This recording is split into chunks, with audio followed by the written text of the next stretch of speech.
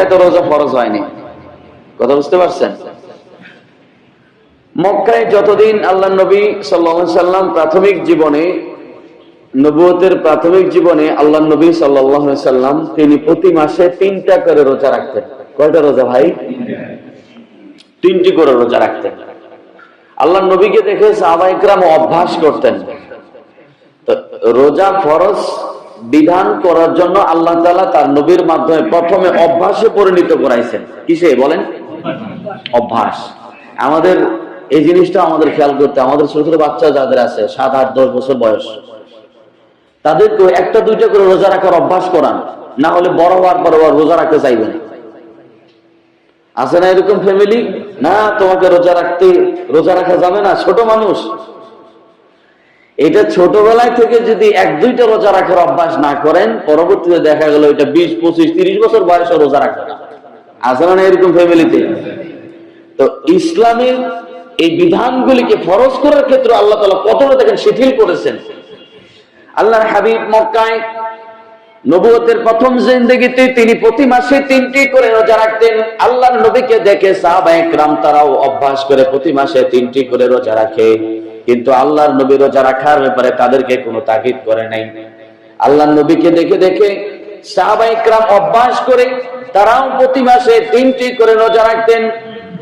এরপরে আল্লাহর হাবিব সাল্লাল্লাহু আলাইহি সাল্লাম যখন মক্কা থেকে মদিনায় হিজরত করলেন, মদিনায় হিজরত করার পরে একদল ইহুদি সংখ্যক লোকদের তাদের চেহারাগুলি ক্ষুধার্ত দেখতে পাইলেন।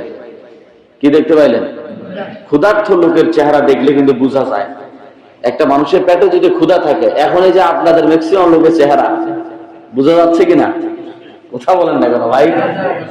বোঝা যায় যে লোকগুলা ক্ষুধার্ত। আল্লাহর হাবিব মদিনায় চলে গেলেন, যাওয়ার পরে একদল ইহুদির চেহারা দেখলেন, ক্ষুধার্ত চেহারা। তাদেরকে জিজ্ঞাসা করলেন যে আপনাদের চেহারা তো মলিন কেন, ক্ষুধার্ত চেহারা কেন? বলে আমরা রোজা রাখছি। কেন রোজা রাখছো? বলে ইয়াউমুন সালিহুন, আজকের দিনটা হলো পুত পবিত্র দিন। আজকের দিনটা কিসের দিন? পুত পবিত্র দিন। বলে কিভাবে? বলে এই দিনে আমাদের পয়গম্বর হযরত মূসা আলাইহিস সালাতু ওয়াস সালাম নাজ্জাল্লাহু বানি ইসরাঈল, বানি ইসরাঈল তার সাথী সঙ্গীদেরকে ফেরাউনের কবল থেকে বাঁচাই দিয়েছিল। মূসা আলাইহিস সালাতু ওয়াস সালামের উম্মত আমরা। তো মূসা নবী এই দিনকে স্মরণ করাতে তিনি একটি রোজা রাখতেন। তার উম্মত হিসেবে আমরাও এই দিনকে রোজা রাখি। আল্লাহর হাবিব সাল্লাল্লাহু আলাইহি সাল্লাম বললেন, মূসার স্মরণে রোজা রাখার হকদার সবচেয়ে বেশি আমি মুহাম্মদ সাল্লাল্লাহু আলাইহি ওয়াসাল্লাম। আল্লাহর নবী সাহাবায়ে কেরামকে বলে দিলেন, তোমরাও এই আশুরার 10 তারিখে একটি রোজা রাখো। তবে ইহুদিরা যেহেতু 10 তারিখে রোজা রাখে, তোমরা হয় 9 তারিখ অথবা 11 তারিখ 2টা রোজা তোমরা রাখো। কারণ খালিফুল ইয়াহুদা ওয়াল মুশরিকিন, ইহুদি এবং মুশরিকদের খেলাফ করে চলতে হবে। ইহুদি এবং মুশরিকদের কালচারের সঙ্গে যেন আমাদের জীবনের কালচার না মিলে যায়। কিন্তু আমাদের কালচার মিল আছে না নাই ভাই? আমাদের পোশাকে আশাকে, আমাদের চাল চলন, আমাদের সন্তানাদের পোশাক আশাক, এই সব কিছু যদি খেয়াল করা যায়, ম্যাক্সিমাম মিলে যায় ইহুদি খ্রিস্টান এবং মুশরিকদের পোশাকের সঙ্গে। মুশরিক হলো ভারতের এই মুশরিকরা। ভারতের মেয়েরা যে পোশাকগুলা পরে, আমার দেশের মুসলমান সন্তানগুলি টিভি চ্যানেলে ওই পোশাকগুলি দেখে ঈদের সময় বাবার সঙ্গে ধন্না দেয় আর বলে, বাবা এই পোশাকটাই লাগবে, এই পোশাক যদি না দাও আত্মহত্যা করব। হয়েছে কিনা ভাই এরকম? মুসলমানের সন্তান বিধর্মীদের, মুশরিকদের, যেখানে রাসূলুল্লাহ নিজে বলেন খালিফুল ইহুদি ওয়াল মুশরিকিন, ইহুদি এবং মুশরিকদের সমস্ত কালচারের বিপরীত তোমরা চলো। আর আমরা তাদের সঙ্গে তাল মিলায় চলার চেষ্টা করতেছি এবং আমাদের মেয়েদেরকে তাই করাচ্ছি। আল্লাহ আমাদেরকে সহি বুঝ দান করে বলেন আমিন। আল্লাহর হাবিব প্রথম দিকে রোজা রাখতেন, রোজা রাখার নির্দেশ দেয়নি। সাহাবায়ে কেরাম রাসূলকে দেখে দেখে অভ্যাস করলো প্রতি মাসে 3টি করে রোজা রাখা। এরপরে যখন মদিনায় গেলেন, মদিনায় যাওয়ার পরে আশুরার 3টি রোজা রাখার তিনি নির্দেশ দিলেন। এটা হলো ফরজ। এই রমজানের রোজা ফরজ হওয়ার আগে আশুরার 3টা রোজা কি ছিল ভাই? ফরজ ছিল। আল্লাহ নবী নিজে রাখতেন, সাহাবায়ে ইকরামকে আদেশ করলেন যে তোমরা মুহররমের এই 3টি রোজা রাখবে, এটা আমি রাসূল আমার পক্ষ থেকে তোমাদের উপর আদেশ করলাম। এই 3টি রোজা ছিল ফরজ। বলেন সুবহানাল্লাহ বিহামদিহি। তাহলে প্রাথমিক অবস্থায় রোজা ফরজের স্টেপগুলো বুঝতেছেন তো ভাই? প্রাথমিক অবস্থায় উম্মতে মুহাম্মাদীকে কি করাইলেন? অভ্যাস করাইলেন। তাহলে আমরাও কি করব? আমাদের বাচ্চা কাচ্চা যারা আছে 8-10 বছর বয়স, এদেরকে রোজা রাখার কি করাবো ভাই? অভ্যাস করাবো। 1টা 2টা 3টা যা পারেন। আমার মেয়েটা 7 বছর বয়স, ও 4টে রোজা দিচ্ছে। আমি অবাক হয়ে গেছি, আমি এত নিষেধ করতেছি মানেই না। এইভাবে যদি ছোটবেলা থেকে রোজা তো ফরজ হয় বালেগ যারা হবে। বালেগ হয় কয় বছর বয়সে? ছেলে হয় 15 বছর বয়সে। কয় বছর? মেয়ে হয় 13 অথবা 14 বছর বয়সে।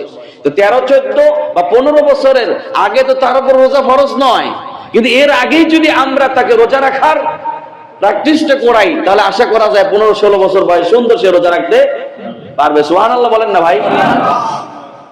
কিন্তু আমরা আমাদের বাবা মারা ছোটবেলায় সে অভ্যাসটা করায়নি। ছেলে স্বাস্থ্য খারাপ হয়ে যাবে, চেহারা নষ্ট হয়ে যাবে, এই দিক খেয়াল করে রোজা রাখতে দেই না। না, এটা যেন না হয় ভাই। রোজার যে উপকারিতা, রোজার সবচেয়ে বড় উপকারিতা হলো মানব দেহের ভিতরে যে ব্যাকটেরিয়া গুলা থাকে, ক্ষতিকর ব্যাকটেরিয়া, যে ক্ষতিকর ব্যাকটেরিয়া গুলা জন্ম নিয়ে আস্তে আস্তে মানব দেহের ভিতরে ক্যান্সার রোগ জন্ম নেয়, টিউমার রোগ জন্ম নেয়। এই রোগগুলাকে ধূলিসাৎ করে দেয়, মিসমার করে দেয় একমাত্র রোজা। সুবহানাল্লাহ। এগুলো অনেকগুলো উপকারিতা আছে, আগামী জীবনে আলোচনা করবো ইনশাআল্লাহ। আল্লাহর হাবিব মুহররমের 3টি রোজা রাখার বিধান দিলেন। এটা হলো ফরজ। প্রথম নাম্বারে কি করলেন? অভ্যাস। 2 নম্বরে 3টা রোজা। কয়টা রোজা ভাই? 3টা রোজা। কোন মাস? মুহররম মাস।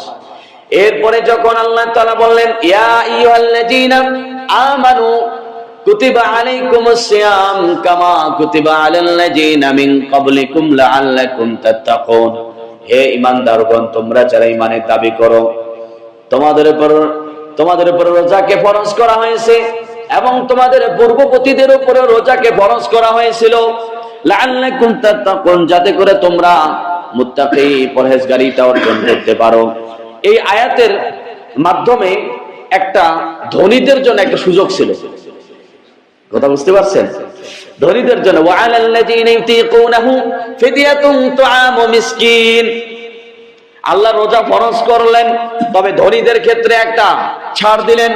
ধনীরা তোমরা যদি ইচ্ছা হয় রোজা না রেখে ফিদিয়াতুন তুআমু মিসকিন, একজন মিসকিনকে পেট ভরে একবেলা আহার করাবা, তাহলে তোমার একটি রোজার হক আদায় হয়ে যাবে।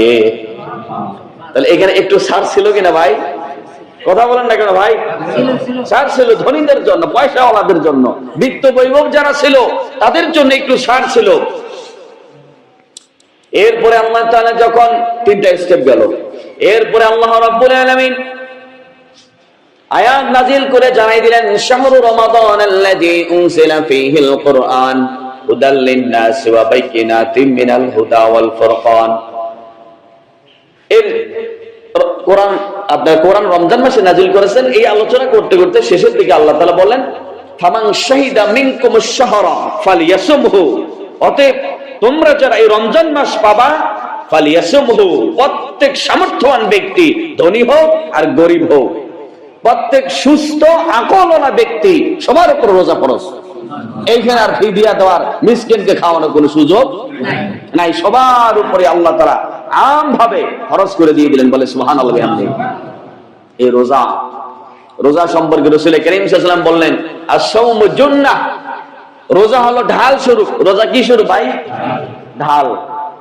আল্লাহর হাবিব বলেন যুদ্ধের ময়দানে যখন তোমরা যাও, যুদ্ধ চলাকালীন সময় শত্রু পক্ষের অস্ত্রের হাত থেকে নিজেকে রক্ষা করার জন্য যেমন তোমার একটা ঢাল থাকে, ঠিক তদ্রূপ জাহান্নাম থেকে বাঁচার জন্য ঢাল হলো তোমার রোজা। সুবহানাল্লাহ। আল্লাহর হাবিব বললেন খবরদার এই ঢালটাকে তোমরা ছিদ্র করিও না। ঢালটাকে কি করিও না ভাই? ছিদ্র করিও না। সাহাবায়ে কেরাম বললেন ইয়া রাসূলুল্লাহ, ঢাল কিভাবে ছিদ্র হয়? ঢাল কিভাবে ছিদ্র হয়? আল্লাহর হাবিব বললেন 2টা অপরাধে এই রোজা, অর্থাৎ রোজা যে ঢাল, রোজা ভেঙে যায় অথবা রোজার যে মূল হাকিকত আল্লাহর কাছে পুরস্কার পাওয়ার, এটা পাওয়া যাবে না। আল্লাহর হাবিব বললেন, এই ঢালকে খবরদার তোমরা ছিদ্র করিও না। সাহাবায়ে কেরাম বললেন, ইয়া রাসূলুল্লাহ, ঢাল কিভাবে ছিদ্র হয়? আল্লাহর নবী বললেন, এক নাম্বার ছিদ্র হয় মিথ্যা কথা বলার কারণে। কি হয়? আমাদের ভিতরে মিথ্যা কথা আছে। রমজান মাসেও কিন্তু অনেকে মিথ্যা কথা বলে। আল্লাহর হাবিব বললেন, এক নাম্বারে যে মিথ্যা কথা বলে, দুই নাম্বার যে গীবত করে, এই দুই অপরাধে তার ঢাল ছিদ্র হয়ে যায়। ঢাল যদি ছিদ্র হয়ে যায় তো তীর যতগুলো আঘাত করবে, ছিদ্র দিয়ে প্রত্যেকটা তীর এসে আপনার দেহে লাগবে, আপনি ক্ষত বিক্ষত হয়ে যাবেন, আর ওই ঢাল দিয়ে আপনি বাঁচতে পারবেন না। ঠিক ওই রকম রোজা দিয়ে আপনি কিয়ামতের ময়দানে জাহান্নাম থেকে বাঁচতে পারবেন না। এই জন্য মুরব্বী বাবাজিরা, যুবক ভাইরা, রাসূল যেহেতু বললেন আস-সাওমু জুন্নাহ, রোজা হলো ঢাল স্বরূপ, আর ওই ঢালকে শক্তিশালী করতে হলে গীবত আর মিথ্যা আমাদের পরিহার করে চলতে হবে। রাজি আছেন ইনশাআল্লাহ? রমজান মাসে মিথ্যা কথা বলবো না, ঠিক আছে তো ইনশাআল্লাহ? আবার রমজানের বাইরে বলবো যা পারি ইনশাআল্লাহ, নাকি? রমজানের বাইরে বলা যাবে তো? মিথ্যা এমন একটা অপরাধ, রাসূল করিম সাল্লাল্লাহু আলাইহি সাল্লাম বলেছেন, একটা মিথ্যা কথা বলার কারণে ৭,০০০ বছর জাহান্নামে থাকতে হবে। কয় হাজার বছর ভাই? এটা কি মনে করেছেন আপনার দুনিয়ার গণনায় ৭,০০০ বছর? না, আখিরাতের গণনায় ৭,০০০ বছর। আখিরাতের গণনায় যদি ৭,০০০ বছর হয়, দুনিয়ার কত লক্ষ মিলিয়ন বিলিয়ন লক্ষ বছর হবে, কোটি বছর হবে, আপনি হিসাব করে শেষ করতে পারবেন না। কারণ আখিরাতের একদিন, দুনিয়ার ৫০,০০০ বছর।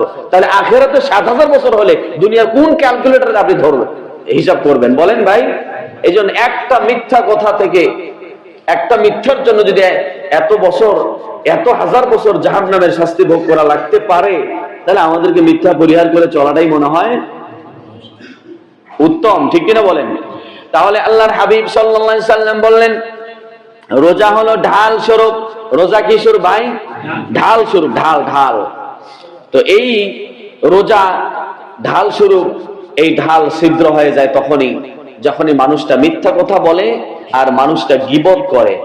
রাসূল করিম সাল্লাল্লাহু আলাইহি ওয়াসাল্লাম বলেছেন, আল গীবাতু আশাদ্দু মিনাজ জিনা। গীবত একটা প্রকাশ্যে ফিজিক্যাল জিনার চেয়েও খারাপ গুনাহ। নাউযুবিল্লাহি মিন যালিক। আমরা হোটেলে বসে দেখবেন ইফতারের পরে, ইফতারের আগে তো অনেক বেরোজাদারও চেষ্টা করে না বসার জন্য, এটা কেমন দেখায়। ইফতারের পরে দেখবেন যে জায়গায় পাবেন না, ওইখানে বসে শুরু করে দিবে অমুক মসজিদের ইমামের নামাজ, অমুক মসজিদের মুয়াজ্জিন সাহেবের নামাজ, এই যে বিভিন্ন বিষয় সমালোচনা। দেখবেন আযান হওয়ার পর ও বেটা মসজিদেই যায় না, ও নিয়ে সমালোচনা করতেছে হোটেলে বসে। আসলে না এরকম ভাই? আমার কানে আসে তো, আমার কানে আসে এই বিষয়গুলা, না আসলে তো এমনি এমনি বলি না। কেন হোটেলের মধ্যে বসে একজন ইমাম সাহেবের সমালোচনা, একজন মুয়াজ্জিনের সমালোচনা, অমুক হুজুরের সমালোচনা? কেন রে ভাই? আযান দেওয়ার পর তো আপনাকে মসজিদে খুঁজে পাওয়া যায় না, আপনি কোন আল্লামাতুদ দাহার হয়ে গেলেন যে আপনি হোটেলে বসে সমালোচনা করবেন? আল্লাহ সহিহ বুঝ দান করে বলেন আমিন। রাসূল করিম সাল্লাল্লাহু আলাইহি ওয়াসাল্লাম বলেছেন, ঈমান, কলব আর জবান, কয়টা জিনিস খেয়াল করবেন? ঈমান, কলব, আরেকটা কি? জবান। আরেকটা কি বলেন ভাই? জবান। এই তিনটা জিনিস, এই তিনটা জিনিসের কথা বলি। রাসূল করিম সাল্লাল্লাহু আলাইহি ওয়াসাল্লাম বলেছেন, ঈমান মজবুত হবে না ততক্ষণ পর্যন্ত, কলব মজবুত হবে না যতক্ষণ পর্যন্ত। ঈমান মজবুত হবে না ততক্ষণ পর্যন্ত, আপনার কলব যতক্ষণ পর্যন্ত মজবুত হবে না, আর কলব ততক্ষণ পর্যন্ত মজবুত হবে না যতক্ষণ পর্যন্ত আপনার জবানকে মজবুত করবেন না সত্য কথা বলে। আপনার জবান দিয়ে যদি মিথ্যা কথা বলেন, জবান দিয়ে যদি গীবত শিকায়াত করেন, অমুকের গীবত করেন, তমুকের গীবত করেন, অশ্লীল বাক্য ব্যবহার করেন, তাহলে আপনার কলব শক্তিশালী থাকবে না। কলব যদি শক্তিশালী না থাকে, মজবুত না থাকে, তাহলে আপনার মধ্যে ঈমানও আর মজবুত থাকবে না। তাহলে আমাদের কি করতে হবে? ঈমানকে মজবুত করার জন্য প্রথম হাতিয়ার কি? জবান। প্রথম হাতিয়ার কি বলেন বাবা? জবান। জবান যদি ঠিক না থাকে তাহলে কলব ঠিক থাকবে না, কলব ঠিক না থাকলে আমার ঈমানও ঠিক থাকবে না। তাহলে